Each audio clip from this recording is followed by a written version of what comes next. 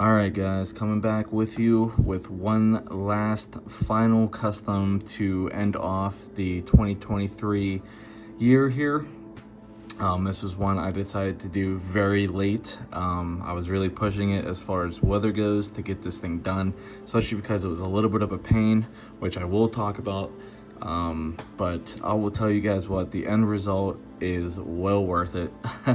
Definitely another custom that it's definitely a little hard for me to let go, but I'm all about really, giving these things away and making you guys happy and seeing you guys' reaction and really personalizing for each and every one of you that I do send a custom to. So this is made for somebody. It is going to somebody pretty cool in the community, definitely a Hot Wheels homie.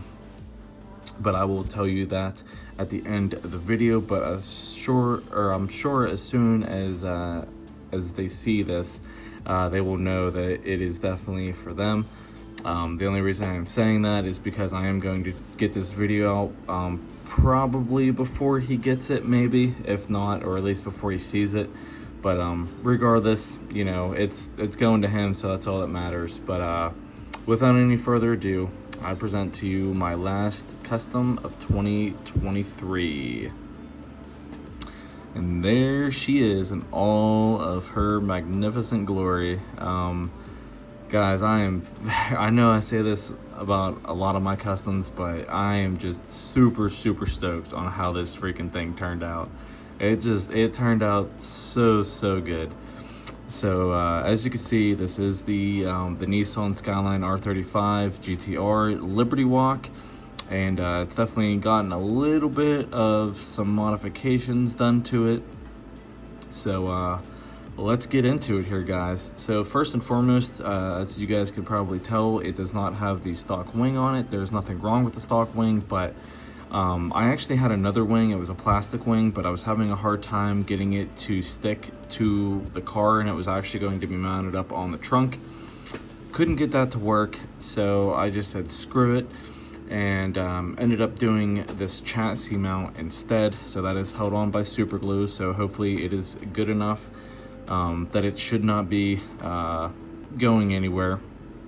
But yeah, so that turned out really good, and I think it really complements the rest of the body kit. I mean, the Liberty Walk kits are very wide, big body kits, definitely captures your attention. So I figured that wing was very fitting to match the rest of the body kit.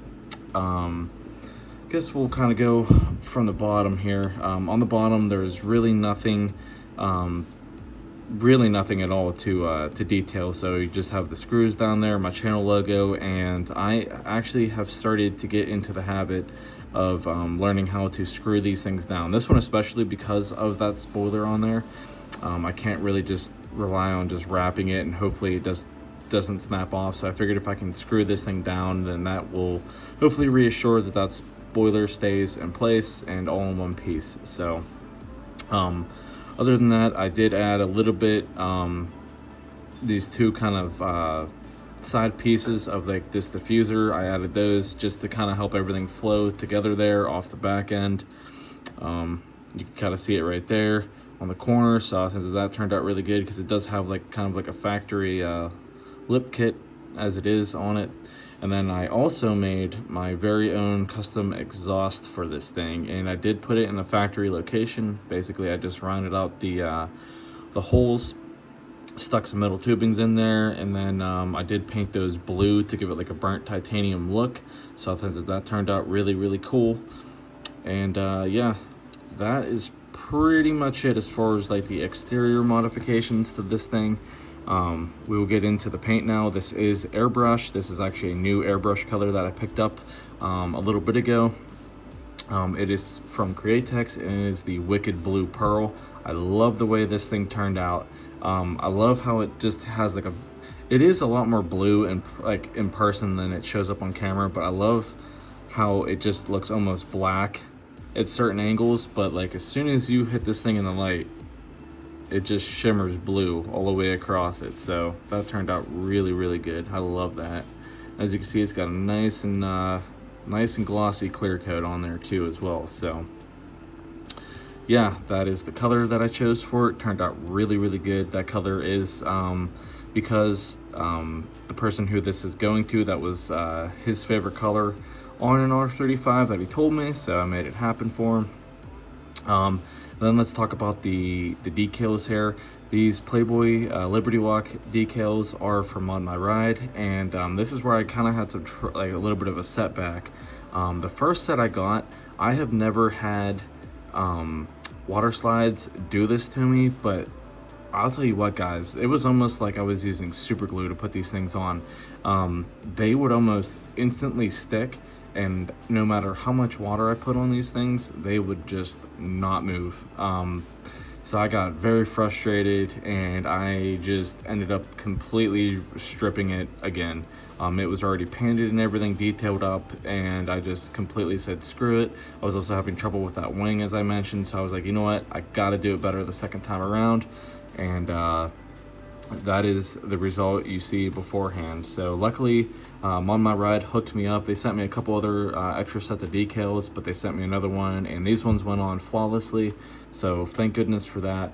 I did, for the most part, about 90% match it off of the real car, which this is based on a real car, like the decals and stuff that is. I'll throw a picture up on the screen so you guys can see. But yeah, I just added like a couple extra ones in some random places, like the Playboy bunny on the back there, the Liberty Walk going across the windshield. But yeah, this thing is covered in decals, which makes it look really cool. The headlights and taillights are both all hand painted there, done by me. I tried my best to make it look like, like the LED strips coming down the headlights and everything there. And then these are a new set of wheels from On My Ride. They're like a deep, I don't know, like star, but they're like splits in the middle. They just look really cool. And then I put some Speed Hunter tires on there. So this thing is very ready for like a Stance Nation or just any type of super awesome car show out on the West Coast. This thing would fit right in with that. So, yeah, that is about it. I did do a little bit of detailing as well on like the vents. The vents are all done black. Little things like that, the mirrors are chromed out, all that fun stuff. And then we will now turn our attention to the inside here, as I'm sure that probably captures a lot of people's attention as well.